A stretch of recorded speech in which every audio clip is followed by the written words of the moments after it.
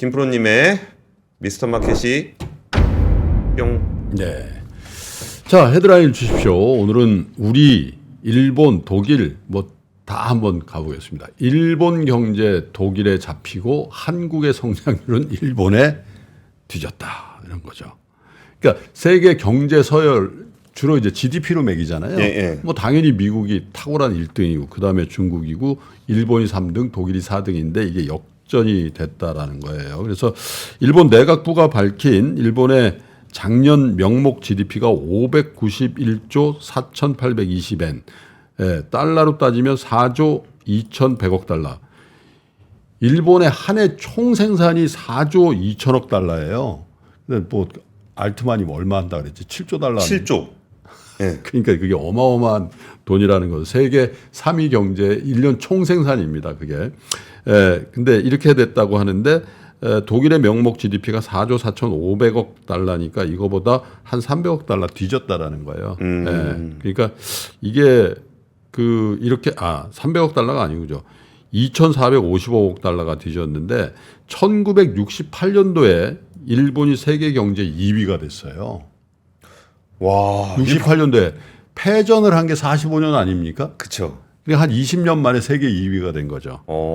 그런데 2010년도에 중국한테 밀려가지고 3위가 됐는데 이번 통계에서 4위까지 떨어진 게 2020 이것도 되게 충격적인데 2026년도가 되면 요 정도 성장이 계속되면 인도에 밀려서 5위 될 거라는 얘기예요. 그래서 일본 경제에 요즘 일본 경제 좋다 그러잖아요.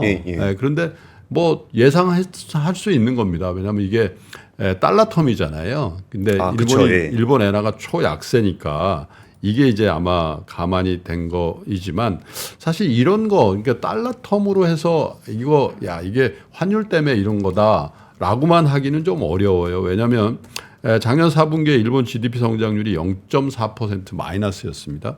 그리고 작년 3분기에 3.3% 마이너스였어요. 분기 성장률로 치면.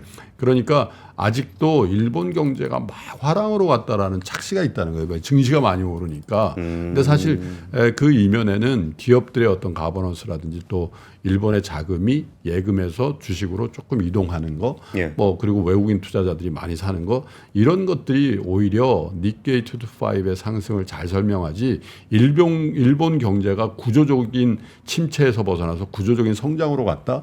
이 얘기에 대해서 동의하는 학자는 거의 없어요.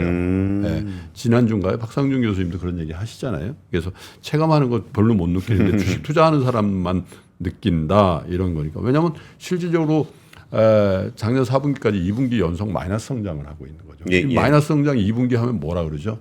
경기 침체라고 그렇죠. 그런 거라는 거죠. 그리고 일본 BOJ의 마이너스 금리 정책도 이거 여간해서 바뀌기 좀 어렵다는 얘기들 많이 나오죠. 그러니까 지금 다시 엔달러가 저렇게 약해지는 거잖아요.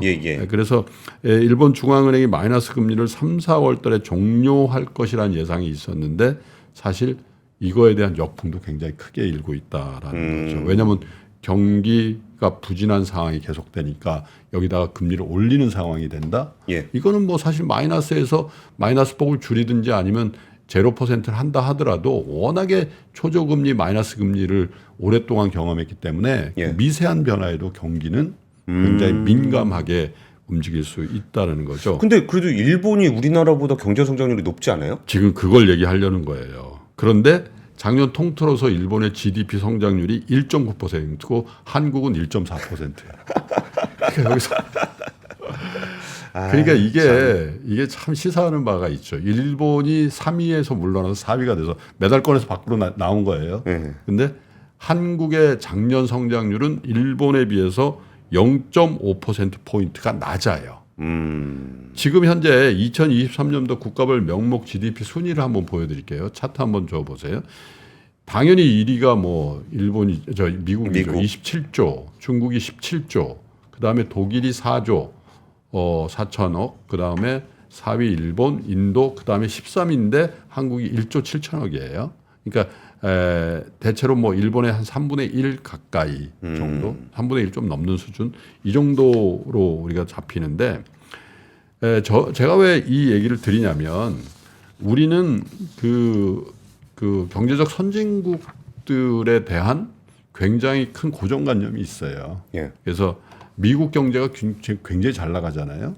근데 미국 경제가 여러분 다 기억나시겠지만 미국의 쌍둥이 적자를 비롯해서 미국이 완전히 이제 그 경쟁력을 잃은 그런 시기들도 있었잖아요. 있었죠. 예. 그리고 독일만 하더라도 유럽의 환자라는 얘기도 들었고 또 직전 10년 전까지만 하더라도 한 5년 전까지만 해도 유럽을 먹여 살리는 나라 유일하게 독일이었죠. 그렇죠. 근데 지금 독일이 마이너스 경제 성장하는 거예요. 사실은. 맞아요. 예. 독일 경제가 지금 흔들흔들하거든요. 일본이 지금 다시 부흥한다고 하는데 잃어버린 30년을 저희가 30년을 얘기했어요. 어제 니케이 225가 34년 만인가요? 예. 네. 또 다시 최고치 최고치 쳤는데 예. 주식이 다 반영하는 건 아니지만 선진국의 이 큰 경제도 변한다는 거예요. 네. 융성할 때도 있고 쇠락할 때도 있죠. 그죠? 어떤 정부가 들어서 잘 정책을 하거나 국민들이 총알을 이뤄서 뭔가 더 좋은 시도를 하고 기업이 혁신 기업들이 막 나오면 예. 일본이 잘 나갈 때 물론 버블이 좀 있었습니다만 버블 전에 보면 일본 기업들이 혁신의 총알들이었거든요. 그렇죠. 그죠? 예. 독일이 잘 나갈 때 독일 기업들이 가장 혁신적이었고 지금 미국 경제가 제일 잘 나간다고 하는데 미국 기업들이 혁신의 아이콘들이 다 미국에 있고 예. 그게 글로벌 스탠다드를 만들 만큼 양적 성장을 해버리니까 미국 주식이 저렇게 좋은 거잖아요. 예. 그리고 그 덕에 미국 경제가 저렇게 튼튼하고요. 결국은 어느 나라의 경제가 좋아지고 그 나라의 국운이 융성하는 거는 기업, 정부, 또 가게, 개인들 이게 다 잘 돼야 되는 거예요. 그렇죠. 예. 그런데 그 중에서도 선발주자로 뛰어나가야 될 때는 어디냐? 기업이에요. 좀 기업입니다. 기업이 자기의 어떤 혁신성을 막 거침없이 발휘할 수 있고 그게 세계에 통하는 그 국면이 왔을 때 국부가 막 늘어나고 그것이 잘 배분될 때 선진국이 되고 인류 국가가 되는 거잖아요. 근데 우리 기업들이 지금 그렇게 하고 있는 것 같아요. 열심히. 근데 열심히 하는데 잘 받쳐주는지는 잘 모르겠어요. 그리고 열심히 하는 과정에서 덜 열심히 하는 부분을 지금 지적하고 있는 거거든요. 그렇죠. 지배구조. 예. 경영의 세습 문제라든지 가버넌스라든지 그게 다 이렇게 세 다리가 다 이렇게 정치돼 있을 때 기업이 더 혁신성을 더 세계적으로 부각시킬 수 있다는 거죠. 한국은 어떤가요?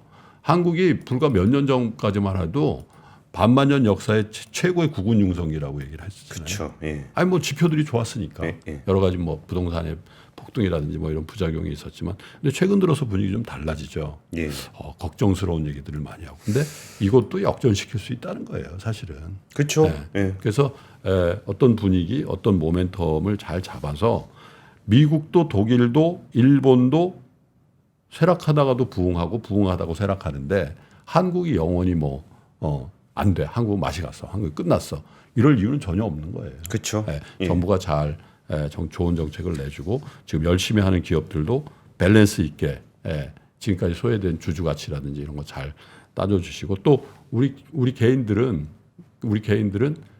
미국 사람보다 일본 사람보다 독일 사람보다 이런 컨텐츠를 통해 더 지혜로운 사람이 되면 그게 또 국부가 드러나고 융성하는 거에 근간이 되지 않겠습니까? 그래서 절대 어떤 우리 한국 경제는 안 된다라는 생각보다는 그거를 역전시킬 수 있다라는 그런 생각들도 좀 해보는 계기를 삼았으면 좋겠습니다. 근데 사실 이게 그 개인도 이게 보실 때는 시청자지만 또 자기 일을 하실 때는 또 그 분야의 또 전문가시잖아요. 사업가기도 하고요. 사업가기도 하고. 그러니까 각자 자리에서 또 이렇게 열심히 비즈니스 하시는 것들도 전반적인 우리나라가 다시 뛰게 하는 그런 동력이 되지 않을까 싶습니다.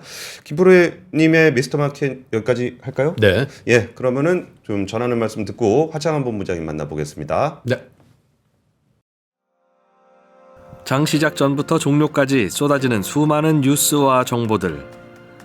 이 중에서 어떤 것이 투자에 정말 도움이 되는 정보일까요? 3프로의 증시 셔터맨 박근영 마스터가 직접 정보를 선별하고 투자의 힌트를 드립니다. 시간도 아끼고 투자 아이디어도 얻는 시간, 박근영 부장의 마켓 힌트와 함께 하세요. 자세한 사항은 3프로 TV 앱과 홈페이지를 확인하세요.